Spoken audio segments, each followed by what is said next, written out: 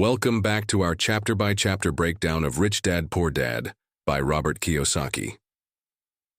Today, we dive into Chapter 2, Why Teach Financial Literacy?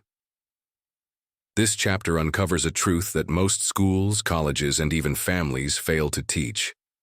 That it's not about how much money you make, but how much money you keep. Robert Kiyosaki reveals that most people fall into financial struggle not because they don't earn enough, but because they don't know how to manage what they have. His poor dad earned a good income, but was always broke. His rich dad, on the other hand, knew how to grow wealth because he understood one key concept: financial literacy. That's the ability to read, understand, and use financial information to build lasting wealth. In this chapter, Rich Dad introduces a powerful tool, the foundation of wealth, the income statement and the balance sheet. The income statement shows your income and expenses. The balance sheet shows your assets and liabilities. Sounds boring? Here's the twist. Rich people focus on building assets, while poor and middle-class people unknowingly accumulate liabilities they think are assets. Kiyosaki emphasizes this with a bold statement. Your house is not an asset. Why? Because it takes money out of your pocket every month through mortgage payments, maintenance, and taxes. An asset, in Rich Dad's words, is anything that puts money into your pocket, like rental property, stocks, intellectual property, or a business that runs without you. Most people get stuck because they buy liabilities, fancy cars, big houses, gadgets, and those things drain money. Over time, they become slaves to their lifestyle. Rich Dad taught Robert that the first step to wealth is understanding the flow of money. The rich acquire assets first. These assets generate cash flow. Then they use that income to cover their lifestyle expenses. The poor do the opposite. They earn, spend, and hope for a raise. They never build anything that grows without their daily effort.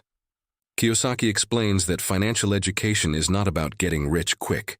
It's about knowing the rules of the game so you can win. The financially literate know how to read numbers and spot opportunities. They avoid bad debt, minimize taxes legally, and focus on cash flow over salary. Rich Dad hammered home this truth. It doesn't matter how much you earn if you spend everything or go into debt to look rich. Financial freedom starts when your assets generate more than your expenses. Try this simple test. Write down your income, expenses, assets, and liabilities. Be brutally honest. Are your assets truly making money, or are they draining it? Are you working for money, or is money working for you? Robert realized early on that the rich don't work harder, they work smarter. They don't just buy stuff, they buy freedom. Rich Dad encouraged him to think differently. Buy assets first. Let those assets fund your fun. Don't get trapped in the illusion of wealth. Break free by building real, income-generating assets. So here's your takeaway. Understand your financial numbers. Learn how to grow your asset column. Pay attention to cash flow. Don't confuse liabilities with assets. And most importantly, start now, no matter how little you have. Build financial intelligence one decision at a time. Daily affirmation: I grow my financial knowledge every day. I invest in assets. I build wealth with intention. That wraps up Chapter 2 of Rich Dad, Poor Dad. In Chapter 3, we'll explore Mind Your Own Business, a deep dive into why you should focus on building something of your own instead of just working for others. Stay tuned and don't forget to follow for more